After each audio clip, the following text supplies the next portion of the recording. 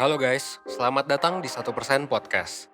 1% adalah startup life school terbesar di Indonesia yang berfokus pada isu kesehatan mental, pengembangan diri, dan edukasi life skill. So, basically 1% itu ngajarin gimana caranya agar lo bisa belajar dan berkembang menjadi lebih baik, seenggaknya 1% setiap harinya, menuju hidup seutuhnya. 1% Podcast adalah podcast yang ngebahas beragam hal menarik yang mengacu pada kurikulum 1%. Mulai dari fundamentals and basic skills, basic mental and physical problems, self-knowledge, relationship, karir dan produktivitas, filosofi, dan juga pop culture. Pada setiap subtopik yang ada, nantinya itu semua akan dibahas oleh hostnya masing-masing. Dan juga akan dibicarakan sama founder, mentor, psikolog, dan juga pakar yang expert dalam bidangnya. Lo semua bisa ngedengerin 1% Podcast via Spotify, Google Podcast, Apple Podcast, YouTube, dan juga berbagai platform podcast lainnya. So, don't miss out and stay tune karena setiap harinya kita bakalan upload di jam 10 pagi. And that's all, enjoy 1% Podcast.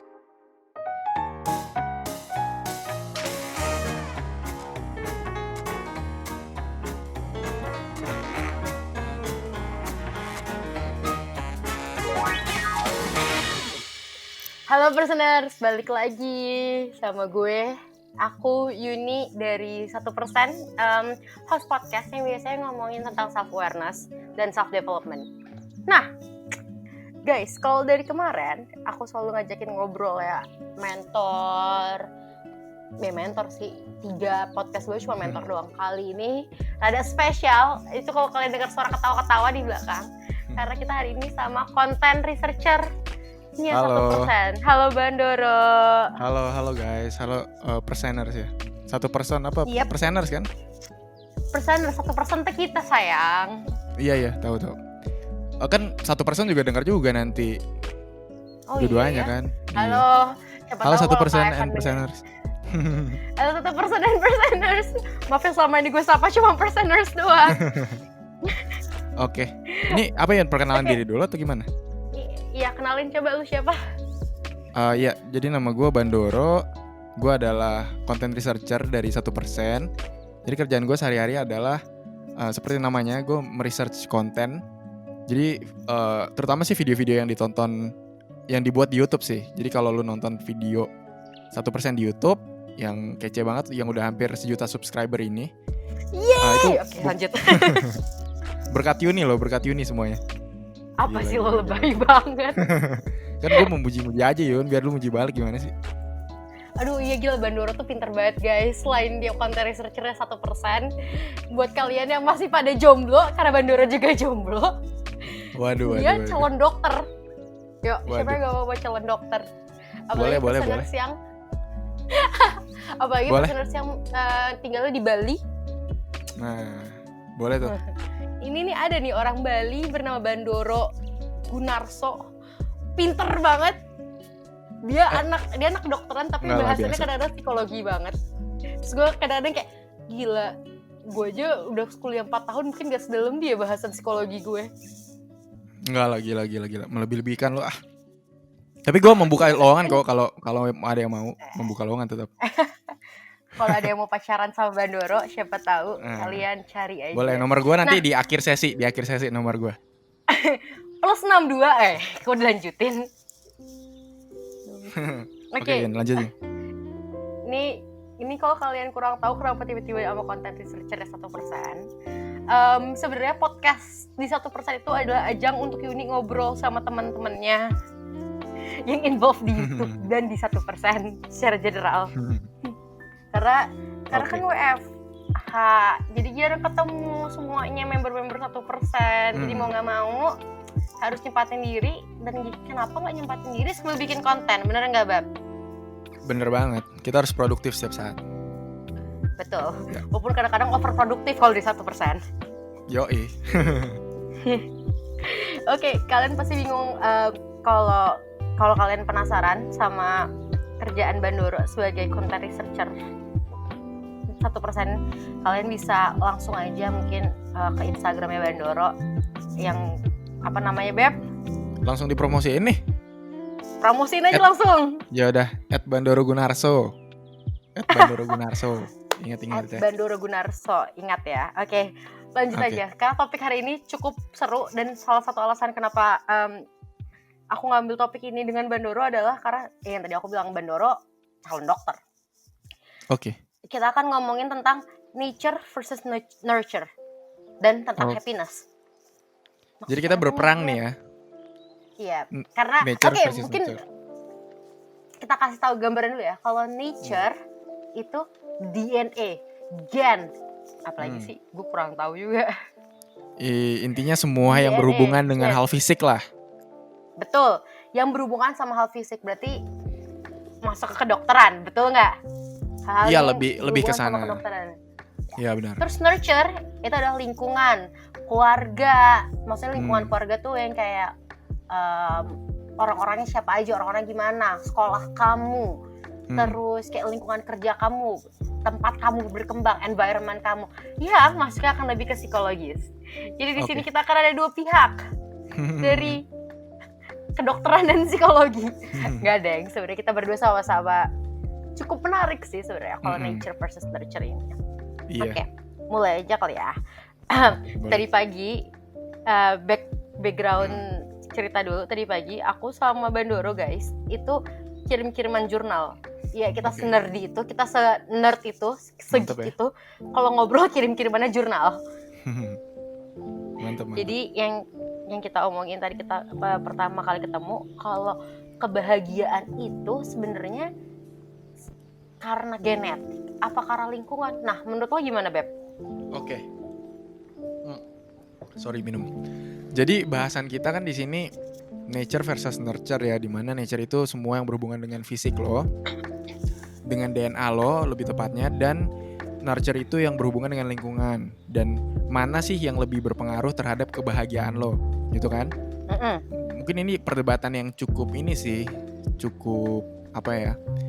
Cukup kontroversial ya, karena ketika gue bilang misalkan DNA lu tuh berpengaruh 100% misalkan terhadap sifat lu sekarang, berarti lu gak ada jalan lain dong.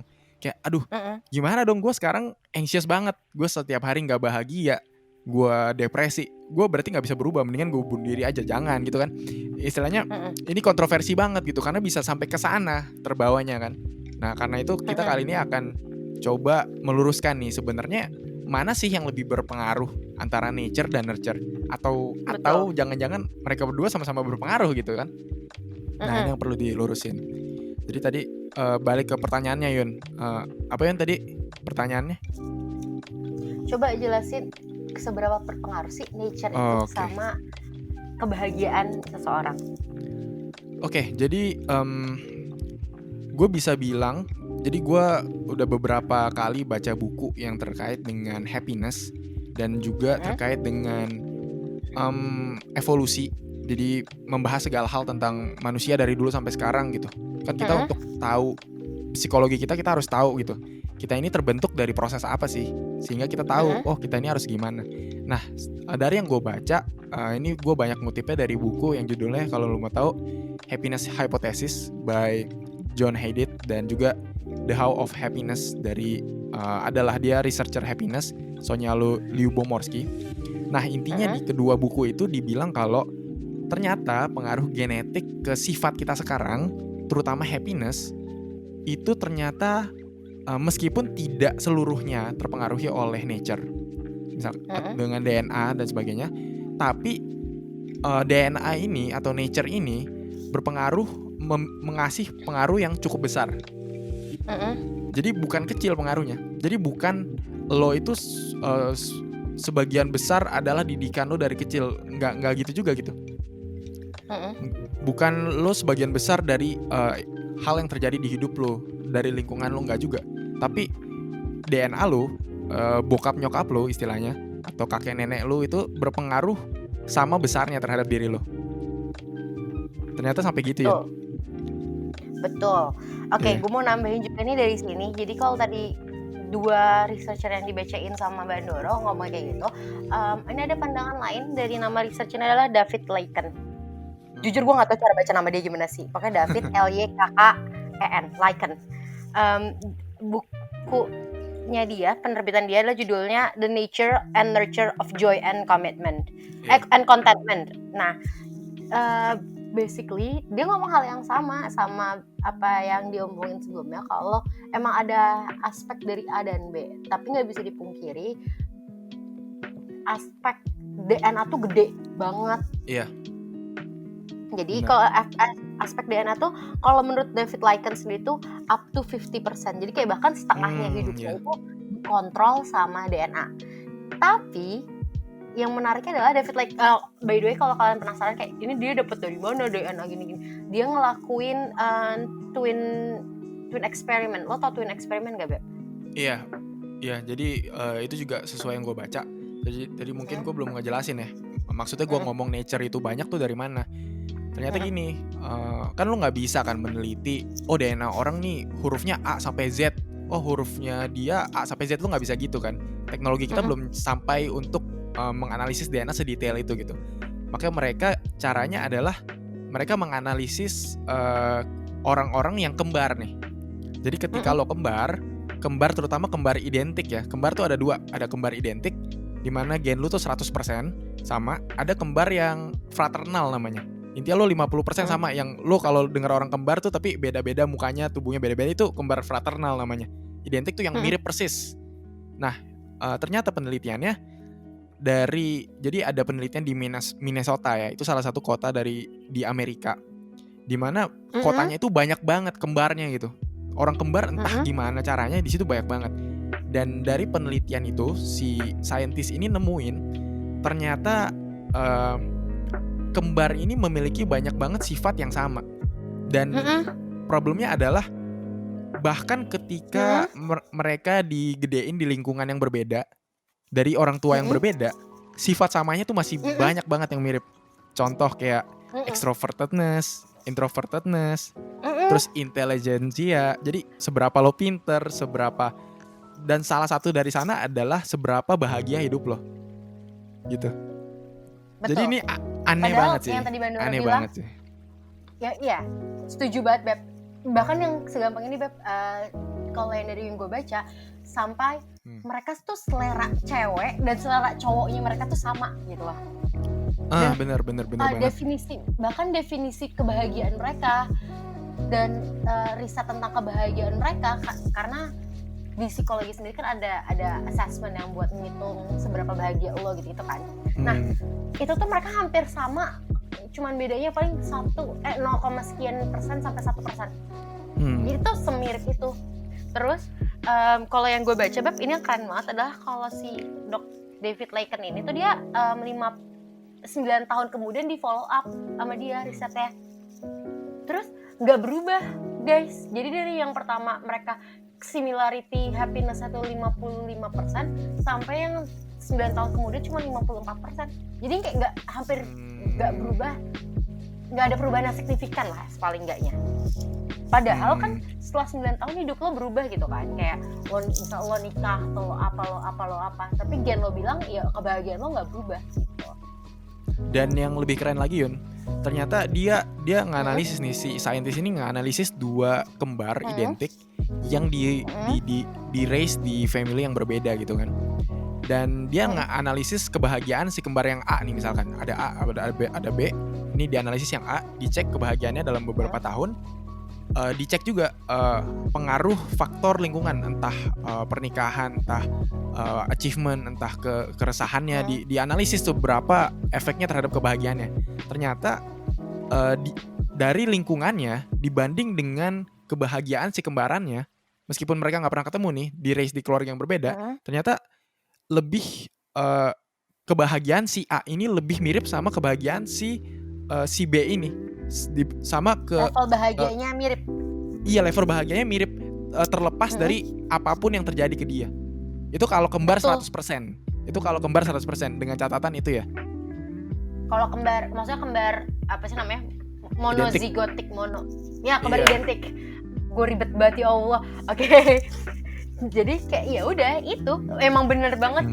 Kita nggak bisa pungkirin yang namanya personalitas, kebahagiaan kita, level kebahagiaan kita ya, bukan apa ya, itu akan sangat dipengaruhi sama genetik. 50% tuh dipengaruhi sama genetik. Jadi ada hal-hal yang emang nggak bisa diubah sama manusia gitu.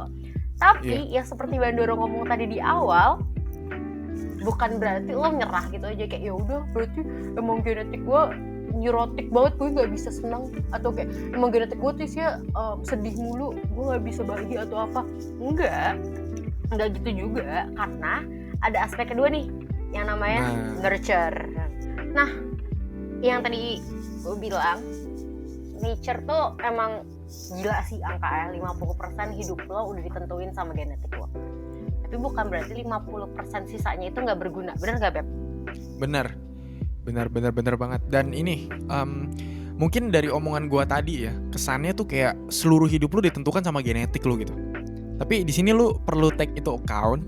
Kalau pertama yang perlu tahu ya, dari semua kembar identik itu nggak semuanya level happiness-nya sama. Itu pertama. Jadi yang gue ceritain tadi adalah cuman ngasih tahu kalau ternyata dari research ternyata gen lu itu berpengaruh loh. Meskipun di raise di tempat yang berbeda ya, ternyata gen lu berpengaruh. Dan mungkin ada beberapa kasus yang memang identiknya tuh parah banget gitu. Nah tapi di penelitian Twin itu dia juga meneliti kembar yang 50% nih gennya nih, kembar fraternal namanya. Intinya kembar yang keluar tapi mukanya beda, badannya beda, itu karena dari 2 sel telur yang berbeda lah intinya gitu. Nah ternyata dua kembar yang fraternal ini bisa memiliki kepribadian yang jauh berbeda. Jadi meskipun 50% aja nih samanya nih, tapi kepribadiannya tuh bisa beda jauh. Yang satu bisa introvert, yang satu bisa extrovert, yang satu bisa bahagia, yang satu bisa enggak. Nah ini tandanya apa? Ini tandanya bahwa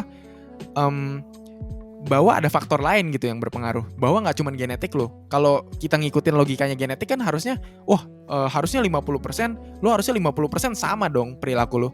Nah tapi kenyataannya dia tuh bisa beda jauh banget gitu. Nah ternyata ini membuktikan bahwa emang ada interaksi lain gitu. Gak cuma genetik doang, tapi ada yang lain. Jadi yang Yuni tadi banget bilang lingkungan ya Yuni. Yap, betul. Nih gambaran aja ya guys.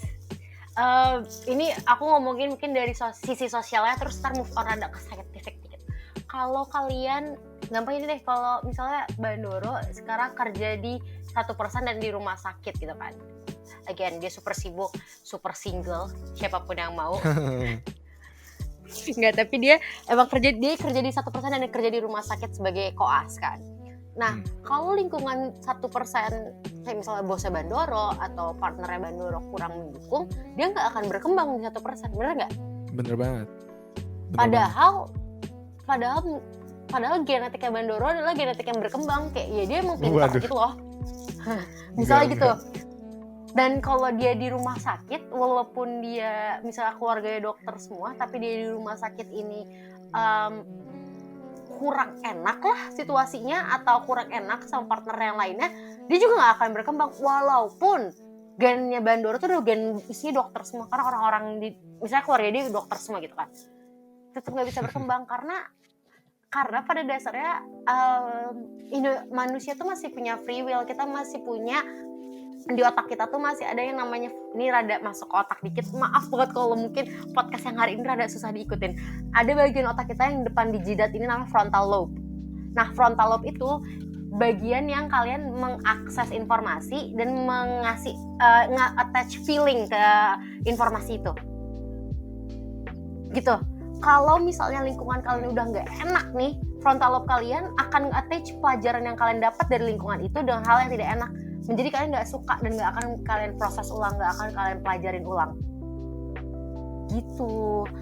Kalau kayak gitu kan berarti udah bukan pengaruh genetik lagi kan, itu berarti udah pengaruh perasaan, udah pengaruh lingkungan. Nah makanya kita bilang yang namanya berkembang itu bukan cuman kayak ya udah genetik gue bilang gue penyedih banget, gue gak bakal bisa senang. No, that's only 50% of you. There's other 50% yang bisa lo ubah. Bahkan kadang-kadang gak nyampe 50%. Itu cuma dari tadi yang aku dan Bandoro omongin adalah up to 50%. Sampai 50%. Iya bener banget. Jadi mungkin salah satu hal yang harus digarisbawahin di sini ya, di perbincangan antara nature dan nurture, satu hal yang perlu digarisbawahin adalah bahwa manusia tuh kompleks banget dan behavior itu kompleks banget. Dan gue nggak bisa menyamaratakan pengaruh kedua pihak itu di orang yang berbeda secara sama gitu. Misalkan tadi gue bilang gue pukul rata aja, semua orang 50% karena nature. Belum tentu juga. Bisa aja dalam hidupnya dia tuh dia dididik keras banget, dididik disiplin banget misalkan. Jadi yang nature-nya harusnya gimana, dia jadi berubah, jadi nurture-nya lebih banyak gitu. Dan di orang lain mungkin juga karena dia kurang mendapat pendidikan yang baik, jadi dia ya nature-nya lebih banyak gitu. Jadi kompleks banget sebenarnya, nggak bisa dibilang satu hal aja dan semua itu kontekstual gitu. Betul, Gitu sih ya. betul banget. Betul banget, setuju banget sama Bandoro yang emang ya udah lo bukan cuman nggak bakal bohong, kita again 1% nggak akan usahain, nggak akan bohong ke kalian dan bilang kayak kalian kalau usaha juga pasti lancar-lancar aja. No, karena pasti akan ada hal-hal yang di luar kendali kalian seperti DNA dan gen kalian. Tapi kenapa kita harus berlarut-larut sama hal yang nggak bisa kita kendaliin kalau kita bisa merubah apa yang bisa kita kendaliin? Bener nggak, Beb? Bener banget. Dan Jadi- gue ada salah satu analogi yang bagus sih. Apa? Analogi yang bagus tentang gen gitu. Untuk lo yang mau tahu bayangannya tuh gen itu seperti apa, gue bisa bilang gen itu tuh kayak resep masakan gitu. Misalkan ya, kemarin gue lagi mikir apa ya makanan yang cocok, gue ambil martabak aja misalkan. Misalkan lo seseorang yang lahir dengan resepnya tuh martabak coklat gitu. Resep dari martabak coklat ini DNA lo nih. DNA itu kayak kode genetik kan. Dia adalah resep blueprint dari gimana harus membuat manusia, intinya gitulah. Nah, misalkan lo dikasih resep sebuah martabak coklat gitu. Nah, misalkan bahkan chef yang berbeda, maksudnya input yang berbeda dengan resep yang sama pun hasilnya bisa berbeda kan. Orang yang berbeda memasak resep martabak coklat yang berbeda, resep martabak coklat yang sama itu hasilnya bisa berbeda. Ada yang lebih manis, ada yang lebih keras, ada yang lebih berminyak misalkan. Nah itulah pengaruh lingkungan lo gitu. Jadi ketika lo berada dalam lingkungan yang berbeda dengan kode genetik yang sama, hasilnya bisa berbeda gitu. Nah sekarang tergantung lo mau membedakannya gimana. Mau jadi lebih manis, martabak coklat kan ada yang enak, ada yang nggak enak gitu. Ketika misalkan martabak coklat lu kurang manis, ya lu tambahin coklat dong gitu. Ya nggak? Jadi masih ada hal yang pastinya bisa kita lakukan untuk memperbaiki itu. Nah tapi dengan tahu hal ini, kita jadi sadar juga, oh ketika resep gue masak martabak coklat, gue nggak serta-merta bisa ngubah dia jadi red velvet gitu kan. Nggak bisa tiba-tiba gitu, tapi gue bisa memperenak martabak coklat gue, intinya gitulah. Ya gimana yang tadi? Betul banget, gak bisa. Ini yang mau gue tambahin mungkin ini rada balik lagi ke bagian otak. Aduh, gue tuh suka, maaf ya personal, aku tuh suka itu sama neuroscience dan otak. Kayak harusnya tukeran deh, lu harusnya koas, gue yang ini tukeran kali ya psikologi. Kita. Lu mungkin psikologi kali ya Bandoro. Gak bisa, gue gak lulus gue kalau di kedokteran. Anyway, cuma yang tadi gue mau ngomong adalah karena kebahagiaan itu kan basically chemical reaction ya. Iya. Yeah. Kebahagiaan tuh di otak tuh dibaca sebagai chemical reaction, ya kan. Nah, chemical reaction itu biasa dihasilkan sama hormon-hormon di dalam badan. Yeah. Bener gak? Bener. Nah, ada hormon-hormon yang di dalam badan yang harusnya menciptakan rasa sedih atau rasa senang kalau tidak berkembang di lingkungan tertentu. Gitu. Yeah, jadi bener. Emang berpengaruh itu, bahkan di sainsnya pun berpengaruh. Jadi misalnya kalian di lingkungan yang emang kurang mendukung untuk hormon kalian berkembang, hormon bahagia kalian berkembang, ya nggak akan keluar, ya kalian nggak akan berbahagia. Walaupun sebenarnya di genetik kalian hormon bahagia kalian tuh tinggi banget, cuman karena lingkungan nggak mendukung, nggak dikeluarin itu. Benar sekali, benar. Jadi DNA itu kayak kode aja nih, kode yang intinya tujuan dia adalah tubuh lo tuh mau merespons apa gitu. Contoh DNA yang menghasilkan respons respons cemas gitu. Nah, dia akan ngeluarin respons cemas, tapi kalau input yang membuat cemas itu datang gitu. Jadi dia kayak dia algoritma aja, ketika inputnya ini outputnya apa. Nah, ketika inputnya bisa lu bedakan, ketika lu bisa melatih diri lu, pikiran lu misalkan jadi lebih tenang, ya outputnya akan berbeda juga gitu. Gitu sih. Betul banget. Jadi nggak bisa kita nyalahin DNA doang, nggak bisa kita nyalahin nature doang, karena dua-duanya emang dua-duanya nature yang gue omongin. Kita nggak bisa ngalahin DNA doang, dan kita nggak bisa nyalahin lingkungan. Karena dua-duanya kayak rantai, mereka saling membutuhkan satu sama lain. Kayak ya udah, emang akan terus-terusan ada aja gitu. Tapi bukan berarti kita nggak bisa kenal, ini kenapa dimasukin ke self awareness, karena satu, kita harus kenalin dulu diri kita sendiri. Iya benar, kalian harus kenal dulu kalian siapa, kayak mungkin sejauh kayak orang tua kalian kayak gimana, karena akan ada kemungkinan kalian akan sama seperti orang tua kalian. Tapi jika kalian nyadar itu perbuatan salah dan kalian di lingkungan yang mendukung itu adalah perbuatan yang salah, kalian bisa nyetop diri kalian untuk tidak melakukan itu. Bahkan badan kalian tuh otomatis bisa menyetop diri sendiri untuk tidak melakukan hal itu. Jadi ya udah, segampang itu yang dari Bandoro dan aku coba omongin adalah gak ada satu hal di dunia ini yang pasti cuma 100% DNA dan cuma 100% lingkungan gitu. Dan termasuk kebahagiaan. Bener banget sih. Emang iya banget sih, nggak bisa dipungkirin kebahagiaan. Ini sebenarnya salah satu hal yang cukup menarik karena diomongin sama dosenku waktu aku kuliah, guys. Waktu gue kuliah, dosen gue ngomong gini, human is the only creature that thinks about being happy without actually feeling it. Iya. Jadi kalau buat kalian yang mungkin bingung aku tadi ngomong apa, dosen aku pernah ngomong manusia adalah satu-satunya makhluk yang terus-terusan berpikir pengen jadi bahagia, tapi tanpa merasakan bahagia itu sendiri. Nah di sini kalian bisa lihat kenapa nih orang nggak bahagia, mungkin lingkungannya atau mungkin DNA-nya yang berpengaruh. Tapi kebahagiaan adalah sesuatu yang bisa kita raih dan kita kejar, mau apapun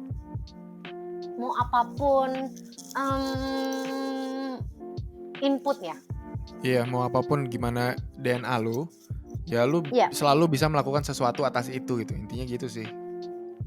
Betul. Dan seperti yang di episode sebelumnya aku kasih tahu, kalau yang namanya kebahagiaan dan tujuan hidup itu semuanya kamu yang nentuin. Jadi kamu yang ngasih label, batasan apa yang membuat gue bahagia, apa yang membuat gue tidak bahagia. Bener. Gitu. Jadi kalau kalian udah tahu apa yang bisa membuat kalian bahagia, dan kalian tahu sebenarnya orang tua atau lingkungan kalian kayak gimana, keluarga kalian kayak gimana, kalian bisa punya plan untuk menuju kebahagiaan itu. Bener nggak, Beb? Iya, bener banget sih. Dan ini ya, mungkin dari tadi bahasan gua sama Yuni kan nature versus nurture ya. Mungkin kesannya kayak ketika lo tahu kalau ternyata nature itu berpengaruh besar, mungkin kesannya kayak pesimis gitu ya. Kesannya kayak lo tuh dikutuk gitu misalkan. Level happiness lo dikutuk gitu, entah dikutuk jadi baik atau dikutuk jadi buruk. Kesannya kayak gitu. Tapi sebenarnya ini lebih ke ini sih. Lebih ke arah self awareness. Kan kita harus optimis tapi kita harus realistis gitu ya. Dan ketika lo tahu realitanya tuh gimana dan lo punya self awareness, lo akan bisa menjadi optimis yang memang benar-benar realistis. Jadi lo bisa mendesain hidup lo, mendesain apa yang lo mau lakukan setelahnya berdasarkan kecenderungan lo gimana. Contoh ya, gue tuh orangnya impulsif banget gitu. Kayak tadi Yon, kita sempat cerita sebelumnya, kita kan nggak bisa belajar kalau ada orang lain gitu kan. Iya kan? Mungkin emang otak kita memang udah didesain kayak gitu. Kita nggak bisa belajar kalau ada orang lain gitu. Ya, mungkin itu DNA kita. Apakah kita mau ngeluh? Ya belum, nggak ada gunanya juga kan? Nggak ada yang berubah juga kalau kita ngeluh. Iya, nggak ada yang berubah juga. Jadi yang bisa kita lakuin ya kita desain environment kita desain lingkungan kita. Gimana caranya biar dengan nature yang kita punya, kita bisa berkembang maksimal dengan itu gitu. Contohnya kita ya cari ruangan yang kosong kalau mau belajar, dan kalau emang lagi mau ngobrol ya udah cari orang gitu. Jadi kan itu permainannya di sana sebenarnya, self awareness-nya di sana gitu. Iya, betul banget. Kayak pada dasarnya podcast yang sama Yuni itu artinya cuma kayak coba kenalin nama diri kalian sendiri. Karena kadang orang yang paling nggak kenal sama dirinya sendiri adalah orang yang nggak kenal sama kamu adalah diri kamu sendiri. Iya, bisa jadi sih. Betul, kayak susah emang, dan susah kayak gak bakal aku sama Bandoro gak bakal bohong bilang kalau kenalin diri sendiri itu gampang atau susah, karena emang susah jawabannya. Iya, susah Gimana banget pun, sih, susah. karena pasti akan ada momen dimana kalian kayak, oh ternyata gue tuh orangnya kayak gini, dan itu akan terus-terusan terjadi sampai kalian tua, bahkan sampai kalian sebelum kalian meninggal pun kalian akan terus discover something new about yourself, gitu kan. Tapi dengan hal-hal yang sudah kalian ketahui tentang diri kalian sendiri, dengan lingkungan kalian, apa yang cocok dengan kalian di lingkungan kalian, apa yang gak cocok dengan kalian di lingkungan kalian, kalian bisa tetap berkembang walaupun DNA kalian mungkin tidak mendukung, walaupun mungkin keluarga kalian atau sekolah kalian, tempat kerja kalian kurang mendukung, gitu. Iya, there's always something we can do about it, ya kan? Iya, betul. Dan there's always something that we can learn from the environment. Bahkan sekali kayak, kalau ya gue nggak bisa, environment gue jelek, berarti lo belajar kalau lo nggak bisa di environment yang kayak gini. Ya gue nggak bisa berkembang karena environment gue orangnya maksa banget. Oh berarti lo nggak bisa berkembang di orang-orang yang maksa, dan that means you're learning something about yourself. Berarti kamu belajar tentang diri kamu sendiri, gitu. Iya, benar banget. Dan oke, akan sedikit segue. Kalau kalian dari kemarin ingat, kalau ngomongin soal masih bingung tentang diri kalian sendiri dan lain-lain, butuh teman cerita, di 1% kita ada yang namanya mentoring. Jadi konsultasi dengan mentor, di mana mentor udah dilatih nih profesional untuk membantu kalian berkembang. Gampang gitu, untuk membantu kalian berkembang. Gimana cara daftarnya? Tinggal aja ke 1%.net, terus scroll, klik di konsultasi dengan mentor, gitu. Betul. Mantap. Nah, oke.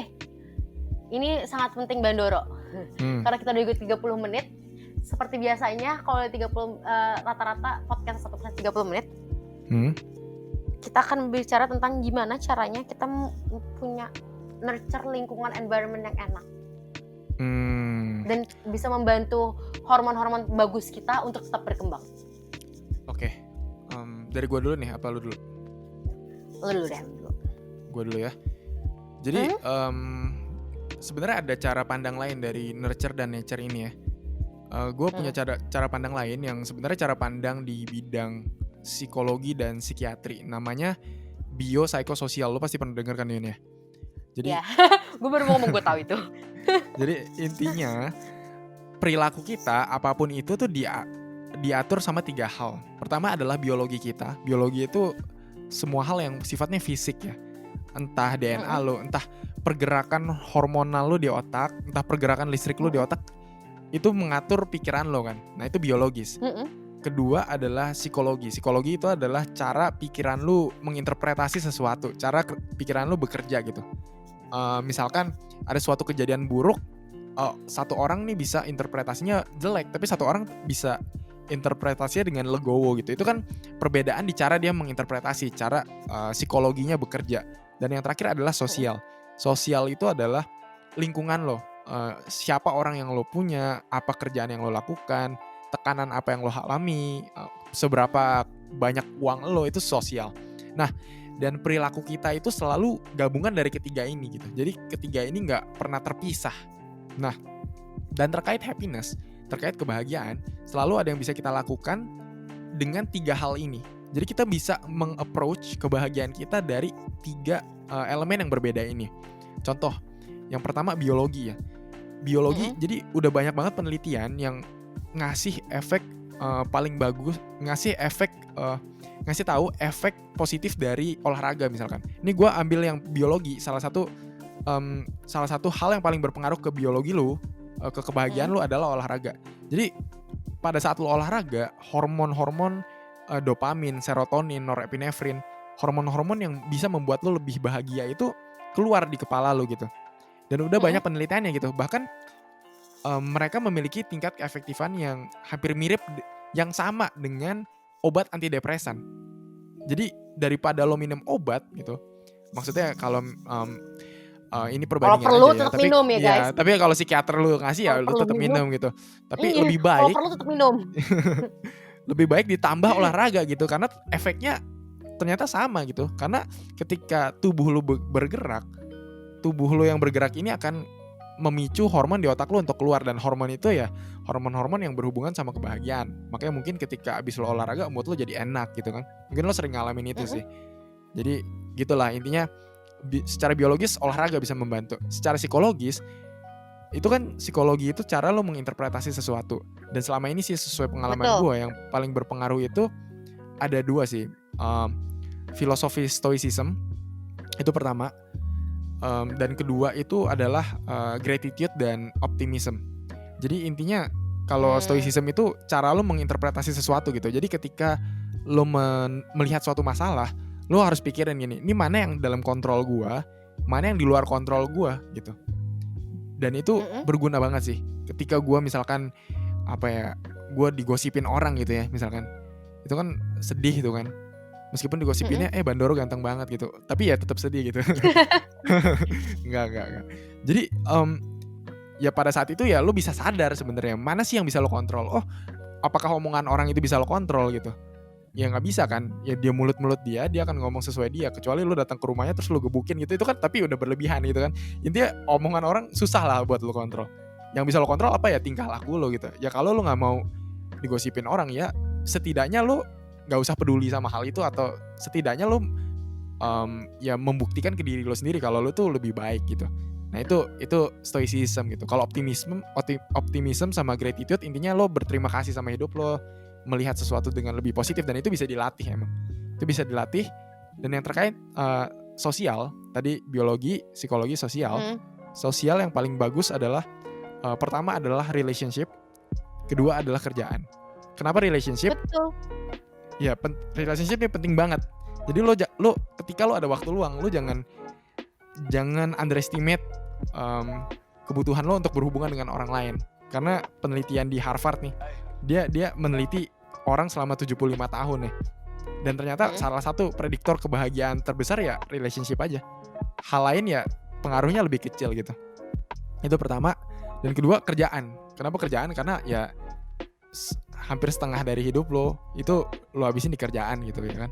Apalagi Yuni ini yang sangat gercep banget ya. Pasti banyak banget menghabiskan waktu di kerjaan. Pak dokter jangan gitu Pak dokter. Ya jadi lo harus usahakan buat ya dapet kerjaan yang memang sesuai dengan minat lo. Makanya balik lagi tadi ke self awareness, lo sukanya apa, dan lo lakukan sesuatu dari sana. Entah lo kejar untuk mendapat kerjaan yang memang sesuai dengan passion lo, dikelilingi dengan orang-orang yang lingkungan sesuai sama lo. Itu sih. Jadi ketiga hal itu sebenarnya lo bisa mempengaruhi nature lo secara biologis. Lo juga bisa mempengaruhi nurture lo yang pakai 2 cara tadi, psikologi sama sosial gitu sih. Betul banget. Dan gue setuju banget sama yang namanya terima apa yang lo nggak bisa ubah, dan kejar atau ubah apa yang bisa lo ubah. Maksudnya ya kalian nggak bisa ngubah genetik kalian, tapi kalian bisa ngubah lingkungan kalian. Kalau menurut kalian lingkungan kalian toksik dan membuat kalian tidak bisa berkembang, keluar dari situ. Kalau menurut kalian lingkungan kalian bagus dan membantu kalian berkembang, pertahankan lingkungan itu. Itu bisa kalian kerjakan. Gitu. Itu penting banget. Dan again tadi seperti aku bilang, kalau kalian butuh cerita, kalian butuh apapun, banyak banget layanan 1% yang bisa membantu kalian. Tinggal ke 1%.net, terus scroll tuh banyak banget layanannya. Salah satunya adalah konsultasi dengan mentor. Nah, kalau kalian dengerin podcast bareng Yuni yang sebelumnya, ada 2 mentor yang selalu Yuni kenalkan. Satu namanya Muhammad Rizky, dan yang satu lagi namanya Andin.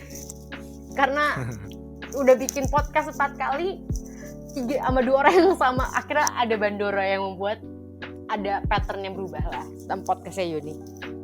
Tapi setuju banget guys, yang namanya biopsychosocial itu, mau kalian belajar psikologi, mau kalian mau belajar kedokteran, mau bahkan kalian belajar ekonomi dan lain-lain, itu ngaruh banget buat kebahagiaan kalian. Bahkan bukan kebahagiaan kalian aja, well-being, kesehatan kalian itu semua berpengaruh sama biopsychosocial. Jadi gak bisa kalian cuma milih, ya aku gak bisa berkembang karena lingkunganku jelek. Loh, bukan berarti genetik kalian jelek kan? Atau aku gak bisa berkembang karena turunanku tuh jelek. Loh, lingkungan kalian emang gak bisa kalian ubah. Kalau menurut kalian dua-duanya jelek, kalian masih tetap bisa mengubah lingkungan kalian bisa keluar dari tempat itu, kalian bisa pergi, kalian bisa mencari tempat-tempat yang baru. Kalian harus, tapi pentingnya adalah kalian tetap harus aware apa yang kalian butuhkan, apa yang diri kalian butuhkan gitu. Oke. Benar sekali. Udah jam segini dan udah cukup lama juga kita ngobrol, Bandoro.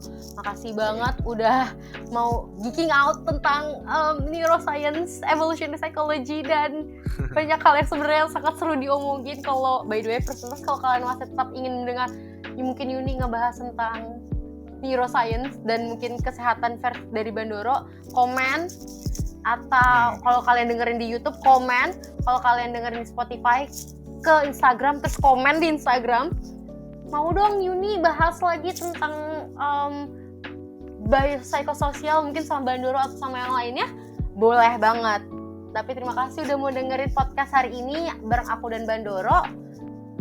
Jangan lupa kita bisa berkembang terus-terusan, walaupun susah, walaupun lama, tapi kita akan terus berkembang. Paling gaya 1% setiap harinya. Benar sekali. Aku Yuni dari 1%. Dadah. Aku Bandoro, dadah juga.